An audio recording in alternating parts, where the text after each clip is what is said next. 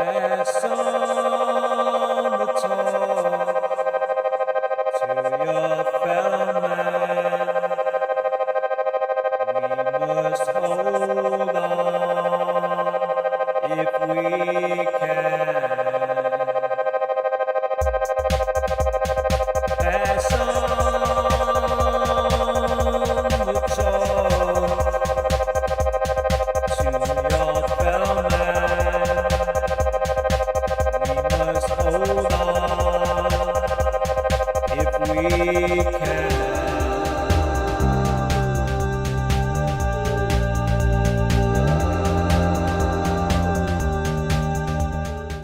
When I was a kid, about 12 years of age, hanging around Finglas, I used to hang around with my older brother Tony and our mate Ernie Beggs. And as luck would have it, Ernie's ma, I think, worked for EMI over in Glasnevin in the industrial estate. And every now and again she'd come home with some records. And Ernie had a record player, and this was a real novelty for us. And so that's where we first really heard music for the first time and got into it. And then I remember one day I saw a live band playing in a summer project in Finglas. They were called The Risk, and that was it. I said, I'm gonna be a musician now. It's gonna wear off. And then, like any kid, I would have been influenced by my older brother's music tastes. So his records were kind of progressive rock, Yes, Rush, Genesis.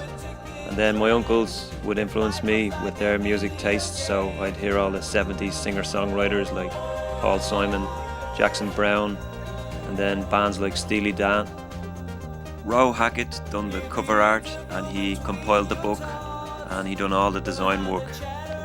Hierapolis is an epic adventure through the dystopian landscape of a future imagined Earth. It follows the quest of Gustav Robko and Calculus as they struggle to arrive at their destination and evade the dark forces of the Patterson Council and Roland Stasi.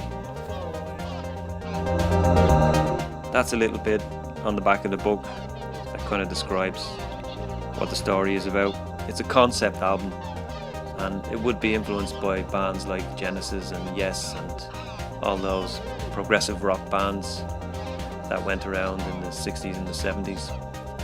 And also the album would be influenced by a lot of the 80s synthesizer music, so it's a bit of a mixture of concept album and 80s synthesizer pop.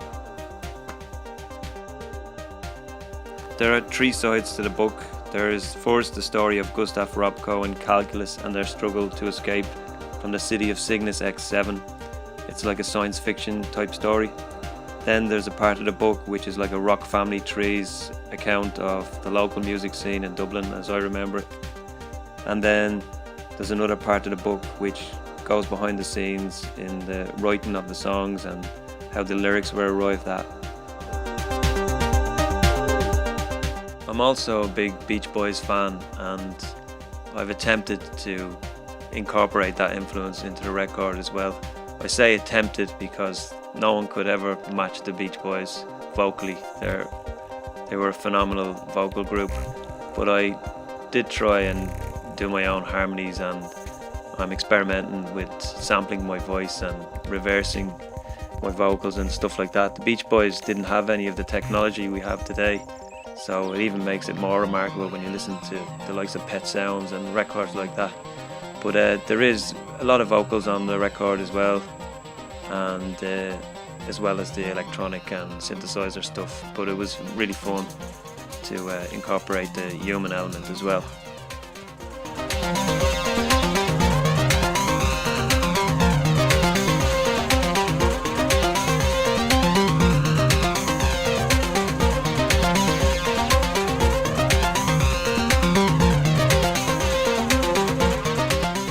I'm also a big admirer of Todd Rundgren and all his early albums that he made, albums like Healing, Initiation and A Wizard and a True Star. They've been an influence on me, just his experimentation with sound.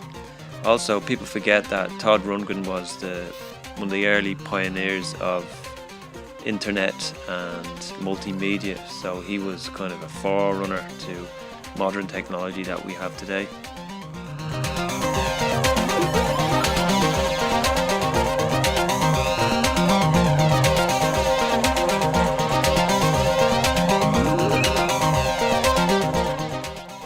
Kick to the Heart started in the late 80s and went through to the early 90s, and that was a very enjoyable band to be in, and we toured quite a lot, appeared on television and went to Moscow, and we done some good stuff.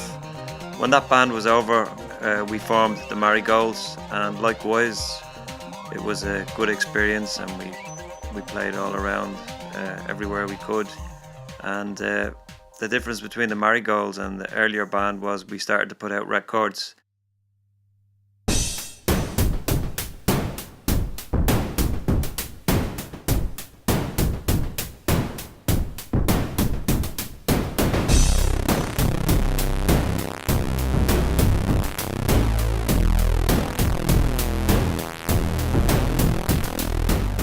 I also play guitar with the Silverstones.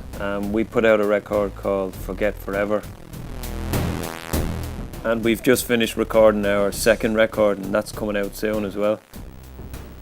As a producer, I work in the studio helping to develop the music of up and coming Irish artists.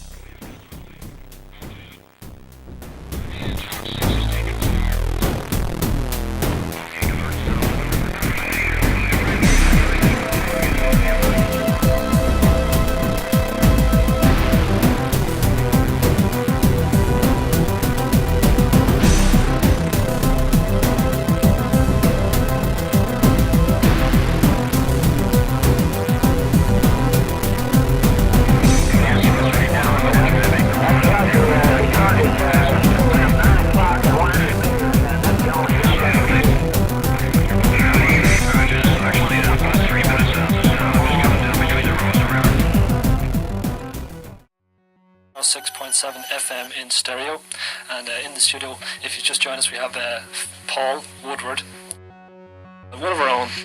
Listen, I just want to read out a couple of media release, some of the things people have said about you.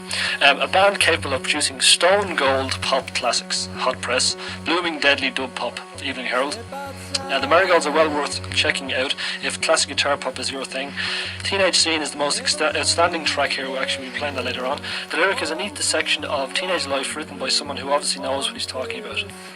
Irish rock news in London.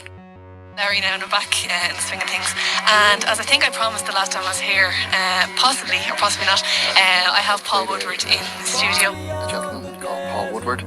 Paul is a Dublin musician. He released an EP last year called Hierapolis.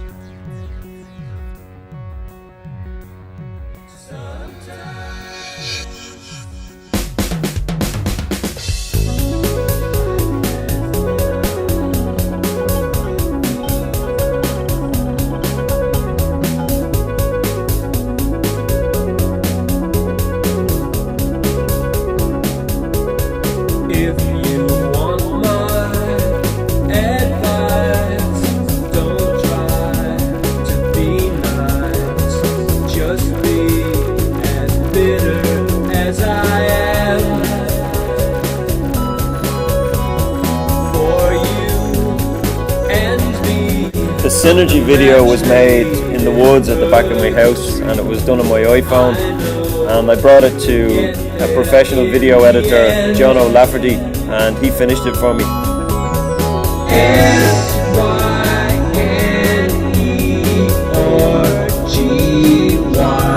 Perfect synergy.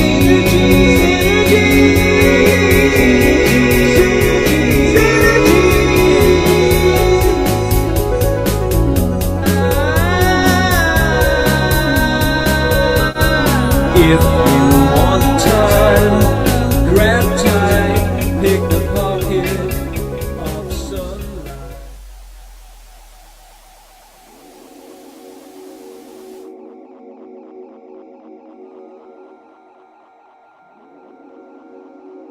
Dublin nowadays is like any European cosmopolitan city. It's very busy, but at the same time you can get to the coast fairly quickly. Within the space of half an hour you can get out to the seaside, and I like to do that from time to time.